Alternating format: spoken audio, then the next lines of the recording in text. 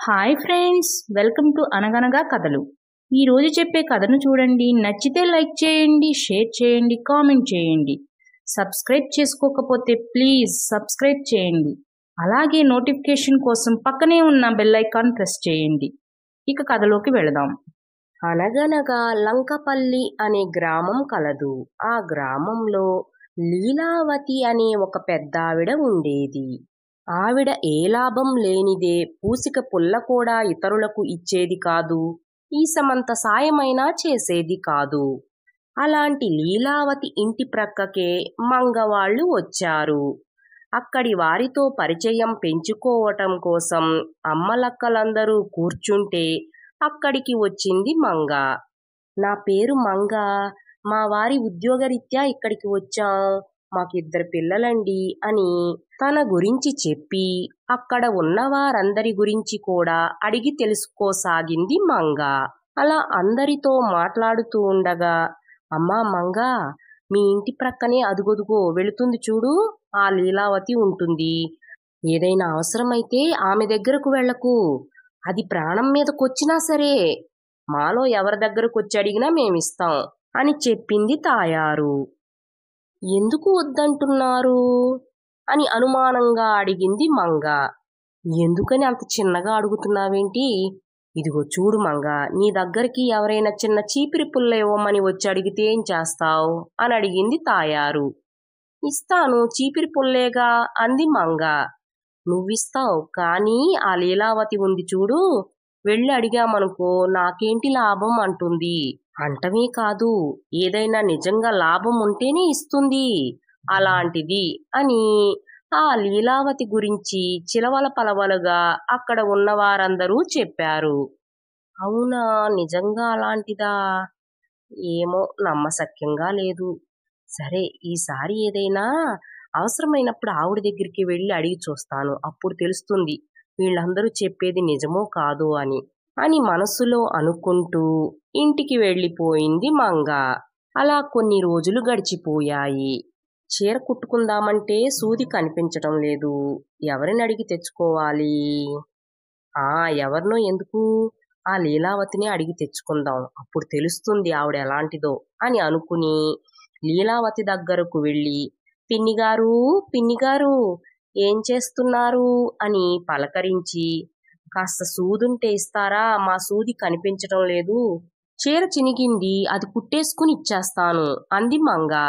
అలాగే అమ్మాయి, ఇక్కడే ఉండు, తీసుకొచ్చిస్తాను అని లోపలికి వెళ్ళి సూది తీసుకువచ్చి మంగకు ఇచ్చింది లీలావతి. అదేంటి, నాకేంటి లాభం అని అడగకుండానే ఇచ్చేసింది అని ఆశ్చర్యపోతూ సూది తీసుకుని ఇంటికి వచ్చేసింది మంగ. చీర కుట్టుకున్న తరువాత మరలా తీసుకువెళ్ళి లీలావతికి ఇచ్చేసింది. అప్పుడు కూడా ఏమీ అనలేదు లీలావతి. ఏంటో అందరూ ఈమె గురించి అంతలాగా చెప్పారు, ఈమెమో చాలా మంచిగా ఉంది అని అనుకుంటూ ఇంటికి వచ్చేసింది మంగ. పిన్నిగారు, బియ్యం ఇసురుకోవాలి, కాస్త తిరగలిస్తారా అని అడిగింది మంగ. అదిగో అమ్మాయి, అక్కడ ఉంది, తీసుకువెళ్ళు అంది లీలావతి. ఇదేంటి, ఈవిడ ఏమీ అడగకుండానే ఇచ్చేస్తుందే అని ఆశ్చర్యపోతూనే తిరగలు తీసుకుని ఇంటికి వచ్చేసింది మంగ. బియ్యం ఇసురుకున్న తరువాత తీసుకువెళ్ళి లీలావతికి ఇచ్చేసింది కూడా. అప్పుడు కూడా ఆవిడ ఏమీ అడగలేదు. అయ్యో, ఇంత మంచి పిన్నిగారినా వాళ్ళందరూ తప్పుగా అనుకుంటుంది అని బాధపడుతూ ఇంటికి వెళ్ళిపోయింది మంగ.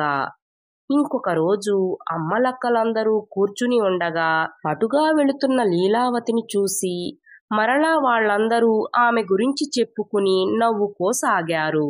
అయ్యో, మీరందరూ పిన్నిగారు గురించి తప్పుగా అనుకుంటున్నారు, పిన్నిగారు చాలా మంచివారు అంది మంగ.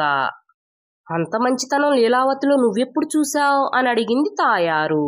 మొన్న సూది కోసం వెళ్ళాను, నిన్నేమో తిరగలి కోసం వెళ్ళాను, నా దగ్గర నుంచి ఏమీ ఆశించకుండానే ఆ రెండూ ఇచ్చింది అని చెప్పింది మంగ. మంగ చెప్పింది విని అందరూ ఆశ్చర్యపోతూ అటుగా లీలావతి వెళుతుంటే, ఓయ్ వదినా, నువ్వేంటి మమ్మల్ని ఒకలాగా మంగనొకలాగా చూస్తున్నావు? మేమేదైనా అడిగితేనేమో నాకేంటి లాభం, ఏదైనా ఇస్తేనే ఇస్తానంటావు, అదే మంగొచ్చి సూది తిరగలి అడగంగానే ఏమీ అడగకుండానే ఇచ్చావంట అని అడిగింది తాయారు. నేనెక్కడ ఊరికే ఇచ్చాను, మంగకి సూది ఇచ్చాను కదా. ఆ సూది తిరిగి ఇచ్చేటప్పుడు దానికి దారం అలాగే వదిలేసి ఇచ్చింది. ఆ దారంతో నా చీర కుట్టుకున్నాను. ఇక తిరగలంటావా, దాని పిడి ఎప్పుడో వదులయ్యింది. దానిని బిగించటమో లేదంటే కొత్త పిడి తీసుకొచ్చి పెట్టడమో చేద్దామనుకున్నా. ఈలోపు మంగొచ్చి అడిగింది. సరే కదా అని మంగకిచ్చాను.